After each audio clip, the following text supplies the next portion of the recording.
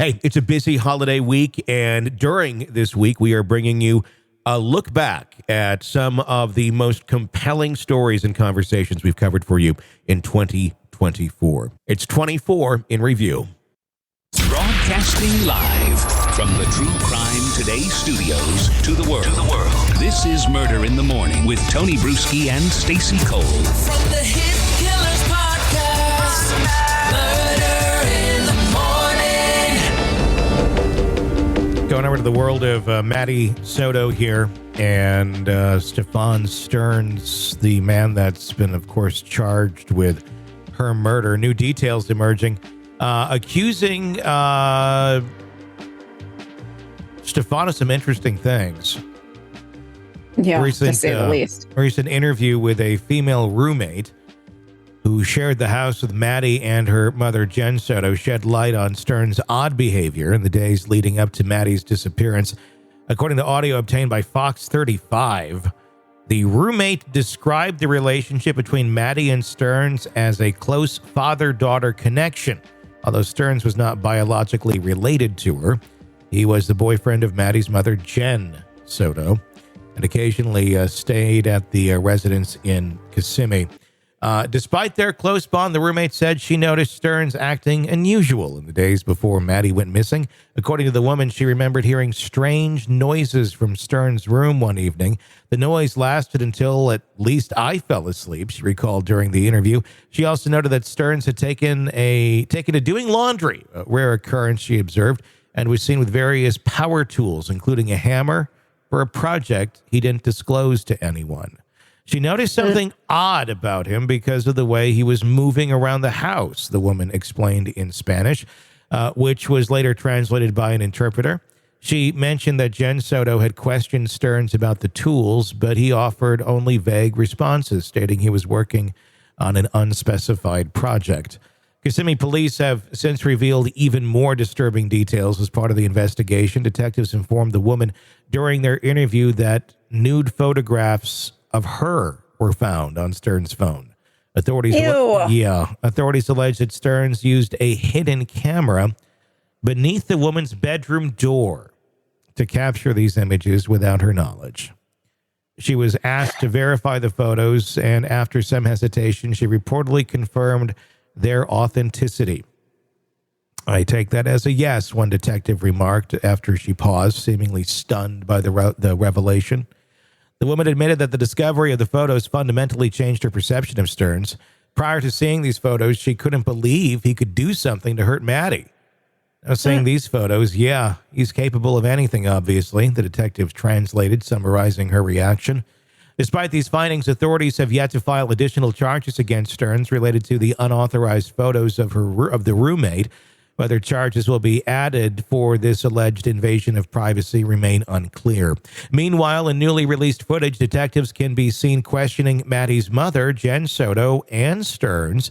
While Jenn Soto defended Sterns at times during her interrogation, detectives expressed doubts that he acted alone. They were particularly skeptical after showing her photographs that allegedly captured abuse inflicted on her daughter. Stephan Sterns has been formally charged with first-degree murder in connection with Maddie Soto's death. He also faces 60 counts related to sex abuse following the discovery of explicit images of Maddie in the Google Drive linked to his cell phone. Sterns has pled not guilty on all charges. Wow. Yeah. So he's getting a hidden camera underneath the roommate's doors in the creepily numbered house. I'm trying to figure out, I guess there's so many cameras out there that could pull this off, but he would almost have to be like stalking the roommate to, I'm guessing, to know when she might be changing, that kind of thing. Or is it just something he stuck on the door? I'm trying to envision how this would work, because cameras need batteries. They need some power source to operate. So was he just waiting for her to go in her room and then he'd stick a camera? I don't know. I have no idea. Guy's disgusting. Yeah. Just gross. That's just, I didn't see this twist to it coming, but it's not it's not surprising. It totally sounds like something this guy would do. I just didn't see it coming. I wonder what else he was doing. Are there more roommates in the house that are on camera? I question what else is in his camera. That's the photos that are beyond Maddie, beyond this woman. Are there other people too? Yeah. I'm guessing the answer is going to be yes. I would think so. And then he's not just one and done. Well, the question then goes to, is it pictures that he took himself, or is it pictures he got from someone else that's doing this sort of stuff? And, they're sharing it, part of a larger network.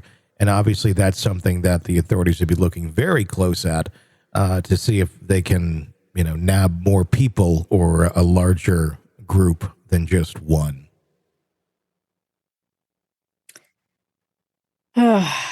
I'm really wondering, what is the timeline of this trial, of this whole thing? Are they putting together way more stuff that we have no idea about, obviously, or are we just sitting here waiting?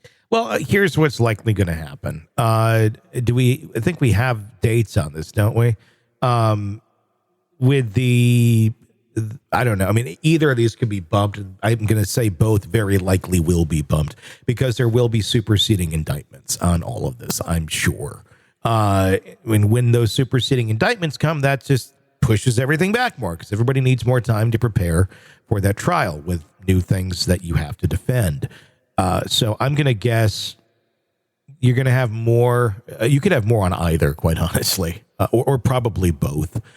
Because there's two trials coming up, and that's what I'm saying when I'm talking about both. There's the trial for the child pornography on the phone, and then there's the murder trial. And there are two separate trials at two separate dates. It's almost like the trial that was going on for the little girl.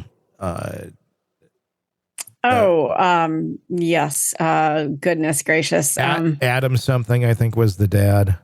Montgomery. Harmony Montgomery, where they got him on the drug charges, and that was all done first, and then the murder trial came next. So they had him forever on one, and then the other.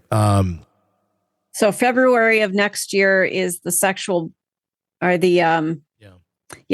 battery of a minor in possession of child pornography. And then September, he will return in front of the same judge to stand trial on murder charges. Yeah. So what's likely going to happen here is he'll get convicted on that. Then he'll go into prison until the trial happens. And then he'll probably be in a jail during the course of the trial and then sent back to prison. If he makes it, it's the next one. Right. If he makes it to that second trial. Yeah, it's a long summer. It's going to be a long, hot summer in that jail cell for Stephan Sterns next year. Or that prison cell. And it's not, he's going to be, he's going to be a different man when he's in that second trial. The minute those inmates get word of who this guy is and what he is accused of doing, and that they have proof of what he did, holy shit. Yeah. He's going to be a marked man more so than just a one that goes in that doesn't have much publicity. There's a higher respect that is given if you're taking out one that's well known like this. It's like a celebrity, like that's a bigger one than, the drunk down the road that, whatever. When you have the publicity on it, that makes you a larger target. And he's already a larger target because of what the crime itself is. So, yeah, I'm going to guess he'll probably be in some sort of solitary or some sort of protected area until the next trial over the course of summer. But then after that next trial, after he's convicted, which I'm just going to say it's going to happen, then I think he'll probably go to like general population. I wish him luck. That's my prediction right there. You're neck deep in a dark, twisted tale, and just as the tension peaks, bam, a commercial about some miracle diet pill breaks the spell. It's like finding a fly in your soup after the first bite. But here's the fix. True Crime Today Premium Plus on Apple Podcasts. You get to enjoy your crime stories without the junk, ad-free episodes, extended interviews that go beyond the surface, and early access to all the gruesome details. It's like swapping out a can of cheap beer for a glass of fine whiskey. So search for True Crime Today Premium Plus on Apple Podcasts. Subscribe and keep the darkness flowing uninterrupted.